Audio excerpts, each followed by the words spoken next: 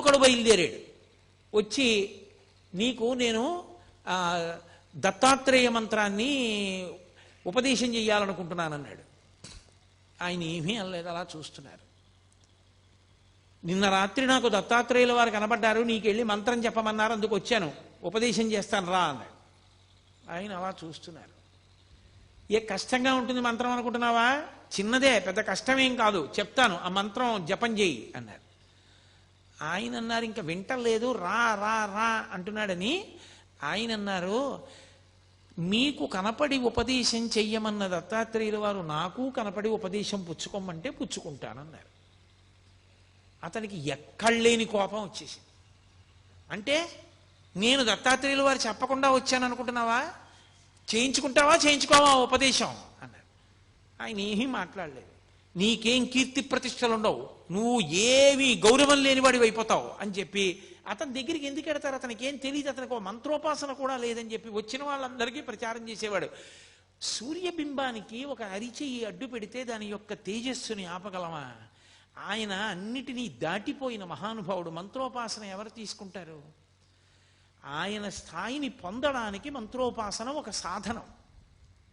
ఆ స్థాయికి వెళ్ళిపోయిన వాడికి ఇక మంత్రోపాసన ఏమిటి? కడుపు నిండిన వాడికి అన్నం ఏమిటి? దాహం తీరిన వాడికి మంచినీళ్ళు ఏమిటి? నిద్ర లేచిన వాడికి మళ్ళీ నిద్ర ఏమిటి?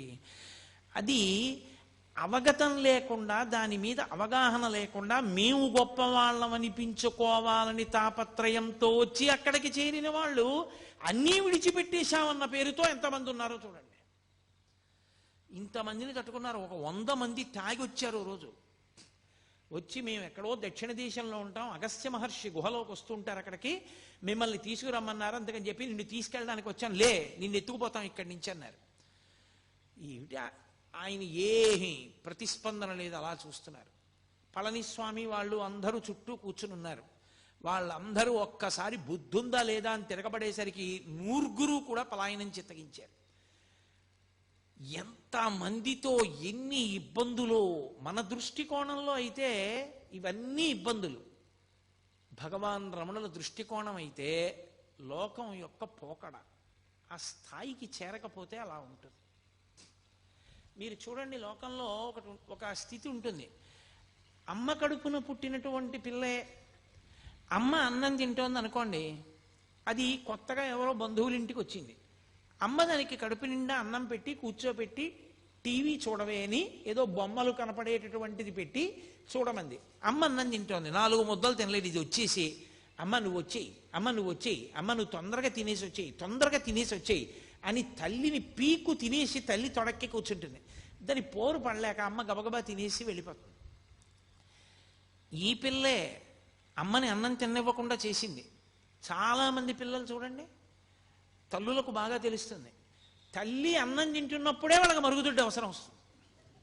అమ్మ అన్నించుంటారు అంతే. ఆ తల్లి గవ్వ చేయి కడుక్కునే పాపం వెళ్ళి వాళ్ళ అవసరం తీర్చి మళ్ళీ వస్తుంది. ఏం చేయిస్తుంది?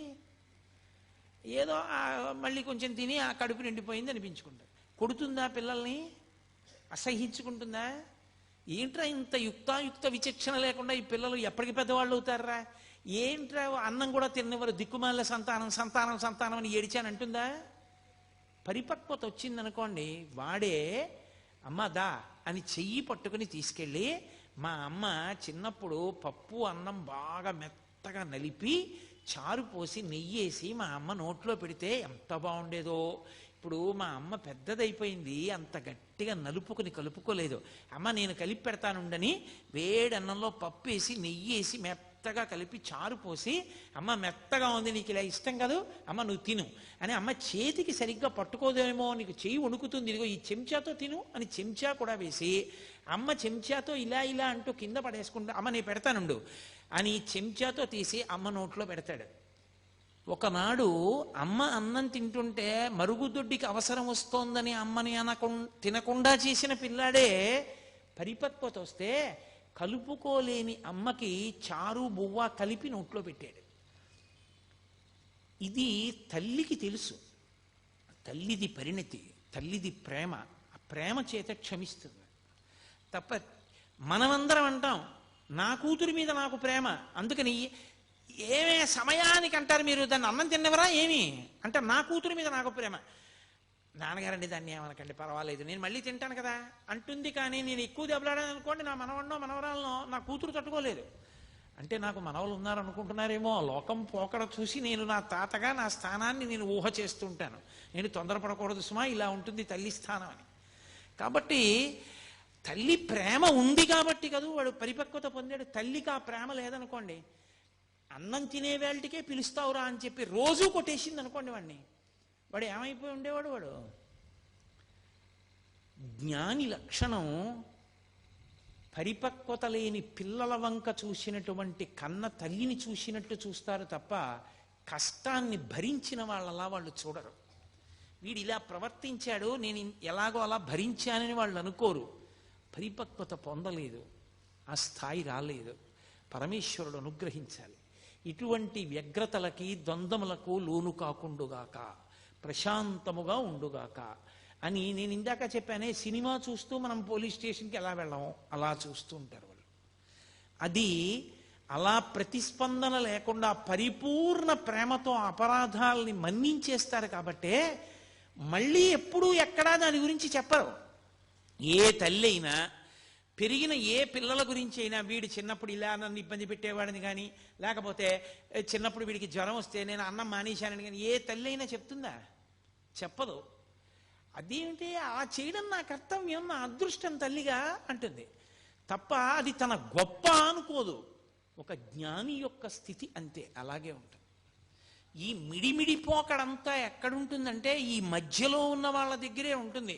నేనేదో ఉద్ధరించేశాను, నేనేదో గొప్పవాడిని, వాడు నా చేత ఉద్ధరింపబడ్డాడు, వాడు నా మాట వినద్దా, వీడు నా మాట వినకుండా పోయాడు, వాడి మీదేదో కక్ష, వీడి మీదేదో ప్రేమ, ఇవన్నీ ఇంకా పరిపక్వత రానంతసేపే తప్ప అది వచ్చిన తరువాత లోకమంతటి పట్ల దయయే తప్ప ఇంకొక భావన ఉండదు. ఒకరితో సంగం ఉండదు, ఒకరితో ప్రీతి ఉండదు, ఒకరి పట్ల అప్రీతి ఉండదు. వీళ్ళు మా అమ్మ అందుకని ఏదో ప్రేమ, వీళ్ళు మా అమ్మ కాదు అందుకని వాళ్ళ మీద తక్కువ భావన, అలా ఏం ఉండవు. అన్నీ ఈశ్వరుడే. అందుకే స్వయంగా అళగమ్మ గారే వచ్చారు. ఒకసారి తిరుపతి వెళ్ళి అళగమ్మ గారు వచ్చారు. పాపం ఆవిడ ప్రారంధ కర్మ కష్టాలన్నీ అళగమ్మ గారికే వచ్చాయి. ఆ పెద్ద కొడుకు నాగస్వామి శరీరం వదిలిపెట్టేశాడు. ఆ చిన్నవాడు పాపం, ఆ పిల్లవాడు ఆ మూడో సంతానం, రెండోవాడు వెంకటరామన్ రమణ మహర్షి, మూడో పిల్లవాడు ఆ నాగసుందరం. ఆయన ఏదో ఒక దేవాలయంలో గుమాస్తాగా చేరి ఉన్న ఇల్లు కూడా అమ్మేసుకున్నారు. ఆ పిల్లవాడు కష్టపడి ఆ ఇంటినంతటినీ పోషిస్తుండేవాడు. ఏదో ఆవిడ తిరుపతి క్షేత్రానికి వచ్చి స్వామి దర్శనం చేసుకుని దగ్గర కదా అని అరుణాచలం వెళ్ళి ఈ పిల్లవాడిని చూసింది. చూసి ఎంతో ఏడిచింది. మొట్టమొదటిసారి వెళ్ళినప్పుడు ఎంత ఏడ్చిందో 2 రోజులు కొడుకుని వచ్చి. మన చిత్రం ఏమిటో తెలుసా? పినతండ్రి కూడా గుర్తుపట్టలేదు. కానీ పెద్ద పెద్ద గోళ్లు పెరిగిపోయి ధూళి ధూసరమైన శరీరంతో గోచి పెట్టుకుని ఒక బండ మీద వెల్లకిలా పడుకుని ఉన్నారు. అళగమ్మ గారు వెళ్ళేటప్పటికి రమణ మహర్షి చూడగానే గుర్తుపట్టింది అళగమ్మ గారు. ఎంత ఏడ్చిందో, అంత తల కొట్టుకుంటున్నా ఏడుస్తున్నా స్వామి మాత్రం పరమ ఉదాసీనంగా అలాగే ఉన్నారు. ఏ ప్రకంపనలు లేవు ఆయనలో, ఏ భావస్పందనలు లేవు. చుట్టూ ఉన్న వాళ్ళు అయ్యో అమ్మంటోందంత ఏడుస్తోంది, కనీసం జవాబు చెప్పద్దా అన్నారు. ఆయన నోటితో మాట్లాడితే కదూ, ఓ కాగితం ఇమ్మని దాని మీద వ్రాశారు. కర్త ఎవరి ప్రారబ్ధానుసారం వారిని ఆడిస్తూ ఉంటాడు. మనం కావాలనుకున్నవి జరగాలని లేదు, జరగాలనుకున్న వాటిని మనం ఆపలేము. కాబట్టి ఏది ఎలా జరుగుతుందో దానిని అంగీకరించడమే సర్వ విధములా శ్రేయస్కరము. అదే మొట్టమొదటి ఉపదేశం. ఆయన జీవితంలో వ్రాతపూర్వకంగా కానీ నోటితో కానీ చేసిన మొట్టమొదటి ఉపదేశం అదే. కాగితం మీద వ్రాసి అళగమ్మ గారికి ఇచ్చారు. ఇక ఈ పిల్లవాడు రాడు, ఈ పిల్లవాడి యొక్క స్థాయి వేరని ఆమె స్థాయిలో ఆవిడ ఏమనుకుంటారు ఒక తల్లిగా? ఏమిటో కొడుకుని ఇంత కష్టపడ్డాను, పెంచాను, పెద్ద చేశాను, ఇలా అయిపోయాడు అనుకుని పాపం ఆవిడ వెళ్ళిపోయారు. ఆ తరువాతి కాలంలో మళ్ళీ ఆవిడికి ఇంకా జీవితం మీద విరక్తి వచ్చింది. విరక్తి రావడానికి కారణం కూడా భగవంతుడు అందుకే ఒక్కొక్కళ్ళకి ఒక్కొక్కటి ముందే ఇచ్చేస్తాడులా ఉంది. ఆవిడికి దక్షిణామూర్తి స్తోత్రం, వేదాంత స్తోత్రాలంటే ఇష్టం ఉండడం, ఎప్పుడూ వాటిని మననం చేయడం, ఆవిడికి కొన్ని వేల వేదాంత సంబంధమైన పాటలు నోటికొచ్చుట అళగమ్మ గారికి. అవన్నీ పాడుకుంటూ గడిపేవారు. ఆవిడ ప్రారంధం ఏమిటంటే ఆఖరికి ఆ మూడో కొడుకు నాగసుందరంకి పెళ్లి చేశారు. ఆ పెళ్లి చేస్తే పెద్దవాడు అసలు సంతానం లేకుండానే ఆయన శరీరం వదిలేశాడు నవయవ్వనంలో ఉండగా. ఇక మూడోవాడు పెళ్లి చేశారు, ఓ కొడుకు పుట్టాడు, భార్య చనిపోయింది. చనిపోతే పాపం ఆ చిన్న పిల్లవాడిని ఈయనేం పెంచగలడు? తీసుకెళ్ళి మళ్ళీ పినతండ్రి గారి భార్య జానకి అమ్మాள் నెల్లియప్ప అయ్యర్ గారి భార్య జానకి అమ్మాள் గారికి ఇచ్చారు. ఆవిడ అప్పటికి వృద్ధురాలు అయిపోయింది. ఆవిడ ఏం పెంచగలదు పిల్లని? మళ్ళీ ఆ పిల్లాన్ని తీసుకెళ్ళి ఆ పిల్లవాడి మేనత్త అలవేలుమంగ ఆఖరి పిల్ల, ఆ పిల్లకి ఇచ్చారు. ఆ పిల్ల ఏదో సాకుతోంది, ఎక్కడ చూసినా అప్పులు, తగిన ఉద్యోగమా లేదు, భార్య చచ్చిపోయింది, కొడుకునా ఎవరో పెంచుతున్నారు. అసలు ఎందుకు ఇంకా బతకాలనిపించింది ఆయనకి. ఈలోగా అళగమ్మ గారు మెల్లిగా కొడుకు దగ్గరికి వెళ్ళిపోయారు. ఇది ఒక విచిత్రమైన సంఘటన. నాకు భగవాన్ రమణుల జీవిత చరిత్ర మొత్తం మీద చాలా కాలం నాకు అనుమానం ఉండిపోయిన సందర్భం ఇదొక్కటే. ఆ తర్వాత నాకు పరమేశ్వరానుగ్రహం వల్ల యథార్థంగా చెప్పాలంటే రమణ మహర్షి ఒక వ్యక్తి రూపంలో అనుమానాన్ని తీర్చారు. అప్పటి వరకు నాకు ఇది ఎందుకు అలా జరిగింది అని అర్థమయ్యేది కాదు.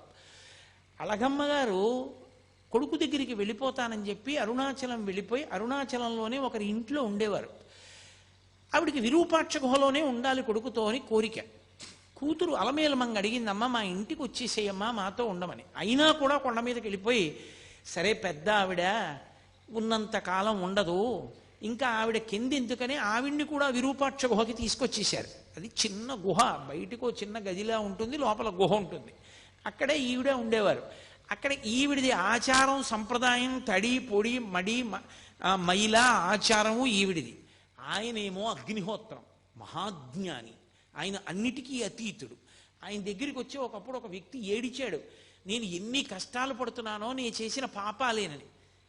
ఆఖరికి విని విని విని విని విని ఎప్పుడూ మాట్లాడని భగవాన్ రమణులు అన్నారు, అన్ని పాపాలున్నాయా నిన్ను బాధపెట్టడానికి అన్నారు. చాలా పాపం చేసేసానన్నాడు.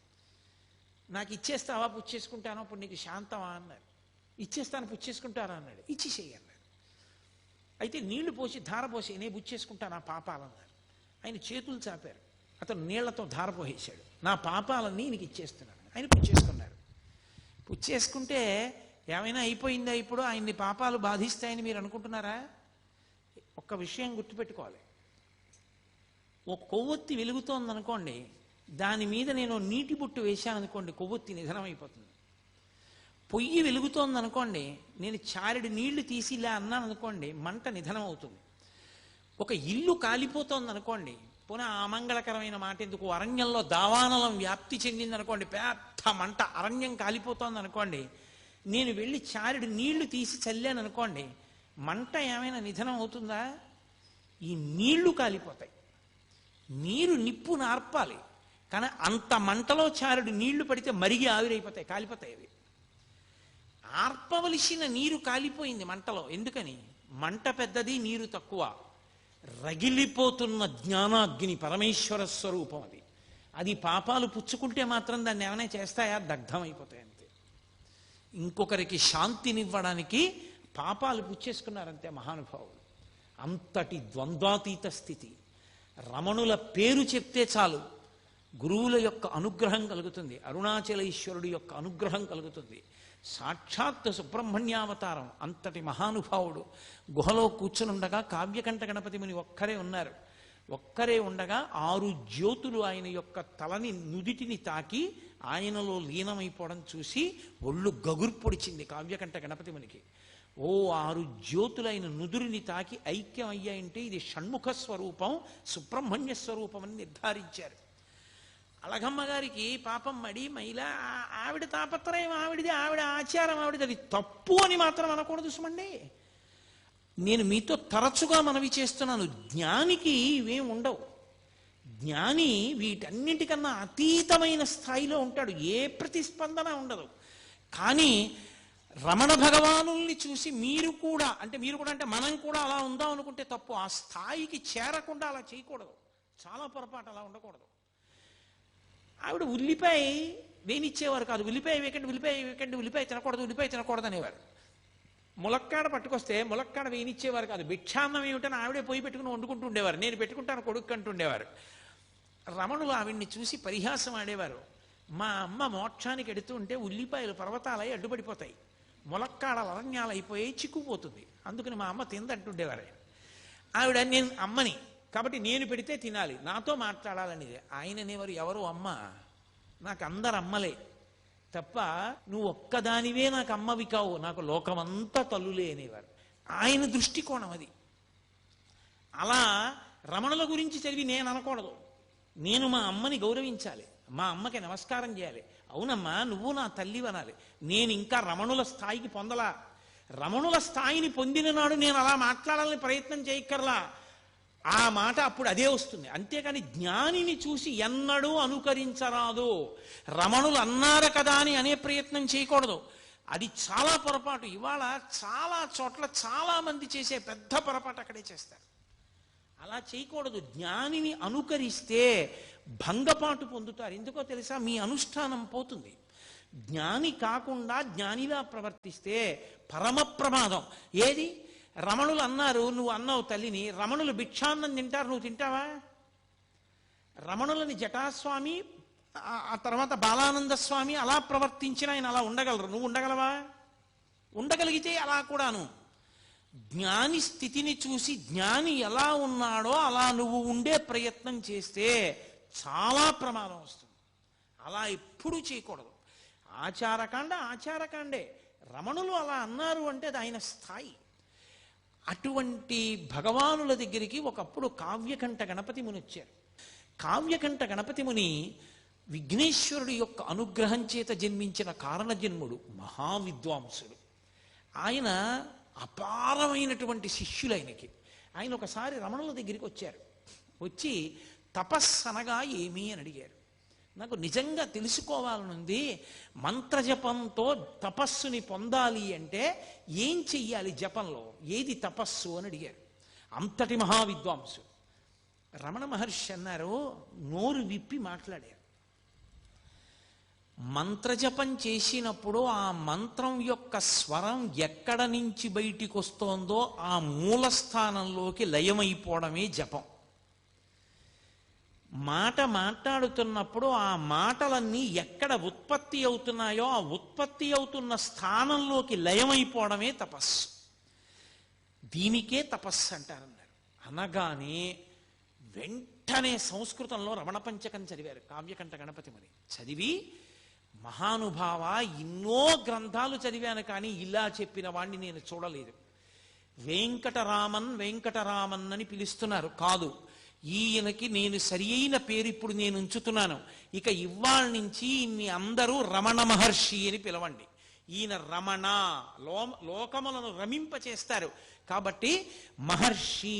ఎందుకు మహర్షి అంటున్నానంటే, ఊర్ధ్వరేతస్కుడై, శాపానుగ్రహ సమర్థుడై, ఇంద్రియములను గెలిచినటువంటి వాడై, పరమేశ్వర తత్వాన్ని జీర్ణం చేసుకున్నవాడై, బ్రహ్మమును తెలుసుకొని బ్రహ్మముగా నిలబడినవాడు కాబట్టి త్రికాల వేది కనుక ఇన్ని మహర్షి అని పిలుస్తున్నాను.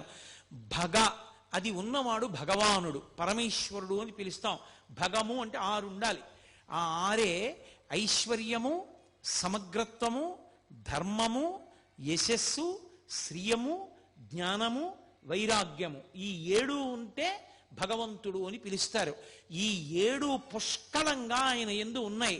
అపారమైన తపస్సు చేత మహర్షి అయి ఈ 7టిని పరమేశ్వరుడితో సమానంగా పొందారు కనుక ఇక నుండి వీరిని భగవాన్ రమణ మహర్షి అని పిలవండి అన్నారు. కావ్యకంఠ గణపతి ముని పెట్టినటువంటి పేరే భగవాన్ రమణ మహర్షి అన్న పేరు తరువాతి కాలంలో లోకంలో ప్రచారమైంది. అటువంటి రమణులు అరుణాచల పర్వతం మీద తిరుగుతుండగా వారికి కేవలం మనుష్యులతోటి సంబంధం కాదు, మీరు తపోనిష్టాగరిష్ఠులైనటువంటి వారు ఉన్న ప్రదేశాలని పరిశీలనం చేస్తే అక్కడ వారి తపస్సు యొక్క ప్రకంపనల చేత, తప ప్రభావం చేత సమస్త జీవులు వాటి మధ్య ఉన్న వైరాన్ని మరిచిపోతాయి. మరిచిపోయి ఏది దేన్ని చెనకదు. ఆయన స్కందాశ్రమానికి వెళ్ళారు. శిష్యులందరూ కలిసి ఆ పైన నీటి కయ్య, మామిడి చెట్లు అవి ఉన్నాయని అక్కడ చదును చేసి ఓ 2 గదులు, ఆయన ధ్యానం చేసుకోవడానికి పర్వత గుహలా ఉండేటటువంటి ఓ గదిని నిర్మాణం చేశారు. నిర్మాణం చేసి ఆయన సుబ్రహ్మణ్యావతారం అని స్కందాశ్రమము అని పేరు పెట్టారు. ఇప్పటికీ చూడొచ్చు, అరుణాచల పర్వతం ఎక్కి చూడొచ్చు స్కందాశ్రమాన్ని. ఆ స్కందాశ్రమంలో ఆయన ఉండే రోజుల్లో ఒక పెద్ద పాము ఒకటి వెడుతోంది. అందరూ భయపడేవారు. ఆయన దాన్ని తేరిపారి చూస్తున్నారు. అది ముందు నడుస్తోంది, రమణులు వెనకాతల నడుస్తున్నారు. కావాలని కాదు, ఆయన మానాన ఆయన వెడుతున్నారు, అది ముందు వెడుతోంది. అది ఒక 2 రాళ్ల మధ్యలోకి వెళ్ళింది. వెళ్ళి కొంచెం ఇరుకున పడినట్టు అనిపించింది దానికి. ఆయన వెనకనే నడుస్తూ దగ్గరగా వచ్చారు. అదొక్కసారి తలెత్తి పడగ విప్పింది.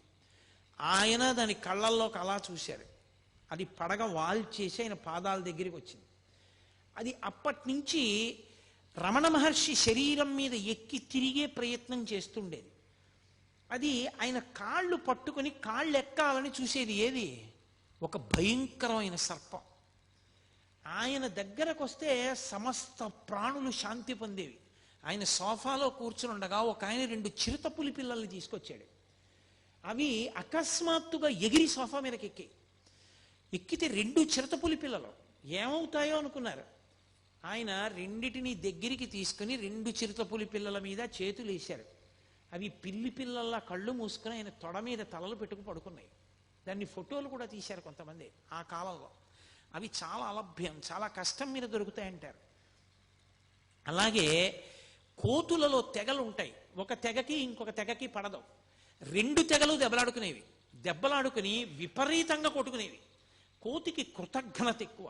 కోతి కృతజ్ఞత ప్రకటించదు. అది దాని లక్షణం. దాని లక్షణాల్లో ఒకటి కోతికి.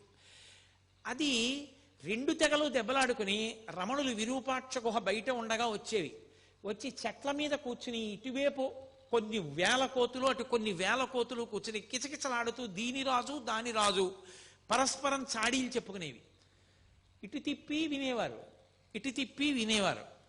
ఆఖరికి మీరు ఇలా దెబ్బలాడుకోకూడదు, మీ తప్పే, క్షమార్పణ చెప్పు, వెళ్ళిపోండి అంటే అది కిచకిచలాడి వెళ్ళిపోయేది. ఆయనకి ఎలా అర్థమయ్యేది? కోతి కిచకిచలాడితే ఆయనకి ఎలా తెలుసు? అన్ని వేల కోతులు తీర్పుగా ఆయన దగ్గరికి ఎందుకు వస్తాయి? అంటే మనిషి యొక్క మనసులో ఉన్న భావాలు అర్థం చేసుకోవడానికి భాష ఏమో కానీ ఆ మనసు కూడా భావాన్ని ఏ ఆత్మ ప్రకాశం వల్ల పొందుతుందో ఆ ఆత్మగా నిలబడగలిగిన వాడికి ఎదుటి ఆత్మలోని భావనలు ఎందుకు తెలుసుకోలేడు? అందుకని ఆయనకి ఇంకా భాషతో సంబంధం ఉండేది కాదు. ఒకప్పుడు ఆయన ఆశ్రమంలో ఉన్నప్పుడు నేపాల్ దేశం నుంచి ఒక ఆ రాజుగారి యొక్క సామంతరాజు వచ్చాడు. వచ్చి నేను రమణ మహర్షితో మాట్లాడాలన్నాడు. నీకు తమిళం వచ్చా అన్నారు. తమిళం రాదు, గోర్ఖా భాష మాట్లాడతాడు ఆయన. గోర్ఖా భాష మహర్షికి రాదన్నారు. నేను మాట్లాడతానన్నాడు. రమణ మహర్షి వచ్చి సోఫాలో కూర్చున్నారు. ఈయన వెళ్ళి గోర్ఖా భాషలో ఏవేవేవో అడిగాడు. ఆయన కళ్ళల్లోకి అలా చూశారు ఒక్క 5 నిమిషాలు. మహానుభావ, చాలా సంతోషం, నాకు అంతా అర్థమైపోయింది, వెళ్ళిపోయాడు. వెళ్ళిపోయి వాళ్ళ రాజుగారికి చెప్పాడు. వాళ్ళ రాజుగారు వచ్చి వీడికి అన్నీ అర్థమైపోయాడు, మీరు చెప్పినవన్నీ గూర్ఖా భాషలో ఈయనకి చెప్పినవన్నీ మాకు చెప్పాడని చెప్తుంటే హాల్లో ఉన్న వాళ్ళందరూ నవ్వారు. రమణ మహర్షి గూర్ఖా భాషలో ఇవన్నీ చెప్పడం ఏమిటని. ఆయన చూశారంతే అర్థమైపోయేది. అటువంటి మహాజ్ఞాని, పరమేశ్వర స్థాయిని పొందినటువంటి మహానుభావుడు, పరమేశ్వరుడైనటువంటి స్థితి అయింది. సర్వం శ్రీ ఉమామహేశ్వర పరబ్రహ్మార్పణమస్తు. స్వస్తి.